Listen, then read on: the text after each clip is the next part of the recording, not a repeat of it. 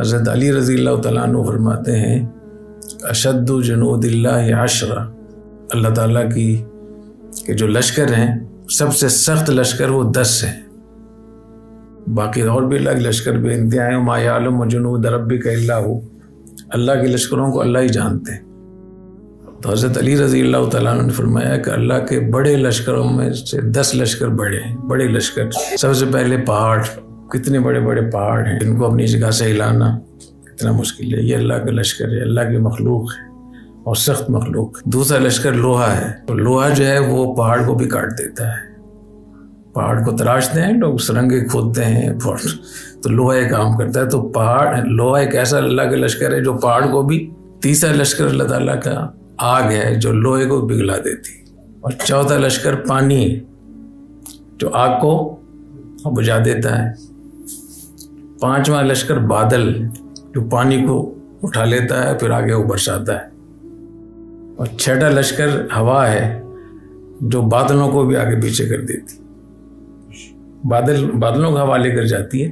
اور ساتواں لشکر ابن آدم جو ہوا کا بھی مقابلہ کر لیتا ہے، کتنی بھی تیز آندھی ہو، پھر بھی اپنے کام کاج لوگ کرتے رہتے ہیں، شدید ہوا میں بھی لوگ اپنے کاموں کو انجام دیتے ہیں۔ تو ابن آدم یہ بھی اللہ کا لشکر ہے، اللہ کی مخلوق ہے، وہ سخت مخلوق ہے، سخت مخلوق ہے، جبھی تو مریخ پہ کمندیں ڈالی ہوئی ہیں، ٹیکنالوجی کہاں تک پہنچی ہوئی ہے۔ تو اللہ نے انسان کو اللہ کی مخلوق میں سے یا اللہ کی لشکروں میں سے ایک لشکر یہ بھی ہے، اس لیے اپنے آپ کو کبھی ہلکا نہ لیں۔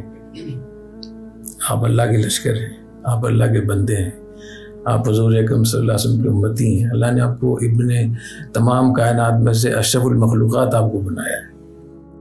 تو اس سے معلوم ہوا کہ بہت بڑی چیز اللہ نے ہمیں بنایا ہے، تو ہم کتنا کام کر رہے ہیں، اس سے کتنا فائدہ اٹھا رہے ہیں۔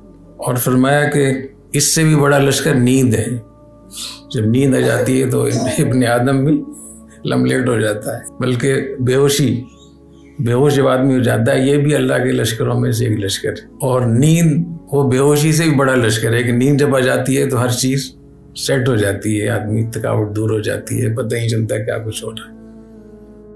اور فرمایا کہ سب سے بڑا لشکر وہ غم ہے، ہم اور غم، جو انسان کی نیند کو بھی اچاٹ کر دیتا ہے، نیند کو بھی ختم کر دیتا ہے۔ تو یہ اتنی بڑی چیز ہے یہ جو فکر اور پریشانی ہوتی ہے، دماغی پریشانی، اور اس کا حل اس میں نہیں ہے کہ آپ پین کلر گولیاں کھائیں، آپ وہ ٹھیک ہے وقتی طور پر آپ کو فائدہ ہو جائے گا، لیکن جو قرآن حدیث میں اس کا حل موجود ہے، پریشانیوں کا جو علاج قرآن حدیث میں ہے، ان کا اگر ہم اہتمام کریں تو یہی غم اور ہم، یہ پریشانی، یہی آپ کی طاقت بن جائے گی۔